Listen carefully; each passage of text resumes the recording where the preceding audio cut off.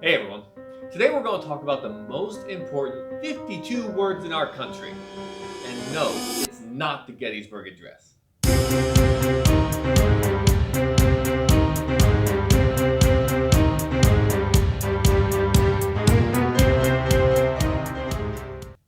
How's it going, everyone? Welcome to Virtual History 360. I'm Mr. Wade, and this is Flipping Civics. This unit that we are studying is called Creation and Organization of the Constitution. So where should we start? Well, the preamble, of course. It just makes sense to start at the beginning, right? But here's the thing. The introductory paragraph contains a ton of important information. Now, although the Supreme Court does not really rely on the preamble to make its decisions, constitutional values can be found in it that can serve as a guide. But you know what? It's a nice day outside. Let's take the jet to a new location.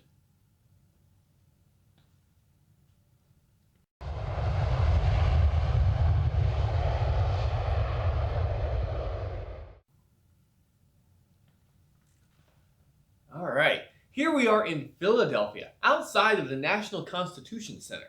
Notice the preamble carved into the side of the building there? Sure is nice here, huh? But now here's the thing.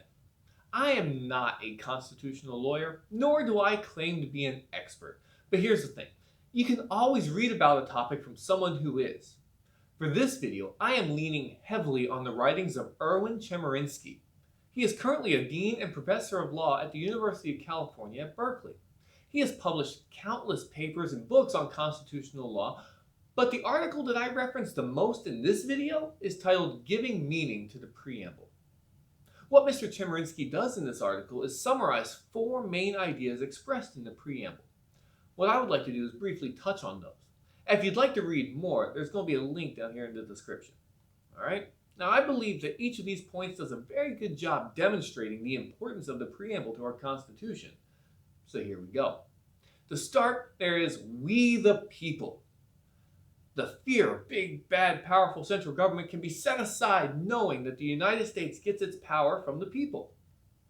In the Supreme Court case, McCulloch v. Maryland of 1819, John Marshall, Chief Justice, used the preamble to reject the idea of a state-run country, stating that, and I quote, "The government proceeds directly from the people and is ordained and established in the name of the people."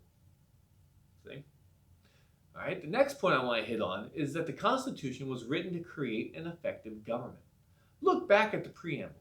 It says to form a more perfect union, establish justice, ensure domestic tranquility, provide for the common defense, and promote general welfare. This was a direct response to the weaknesses of the Articles of Confederation. Now, although people argue over the reach of federal government, it is really hard to argue that limiting slavery, banning child labor, and prohibiting race discrimination is a bad thing. Let's take a bit of a break. How about we head inside and take a look at one of the cooler exhibits on display?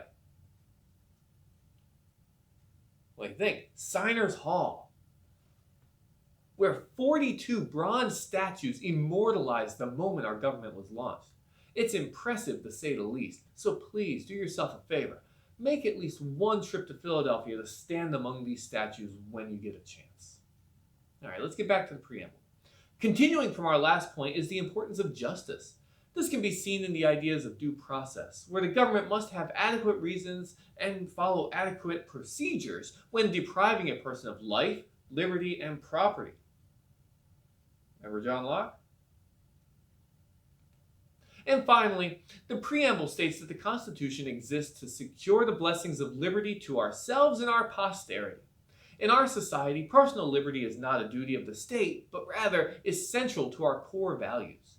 The framers of the Constitution did not see a need to detail each protected right because they thought that this new government would ensure liberty, and plus they did not want to limit our rights to only those on paper, neglecting the rest.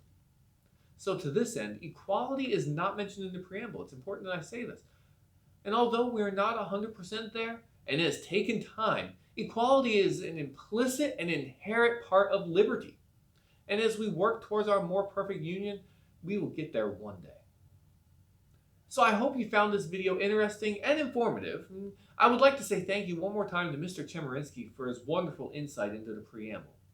Now, if you liked this video, go ahead and hit like, hit subscribe, all right? But if you want to find out more, check out this 360 video from Philadelphia or this video reviewing the weaknesses of the Articles of Confederation. This is the first time I'm trying this. Hopefully it shows up right here. I hope you like videos like these, and I hope videos like this help you in your civics class. Let me know in the comments, if there are any topics that you'd like to see in future videos. For Virtual History 360, I'm Mr. Wade. Thank you.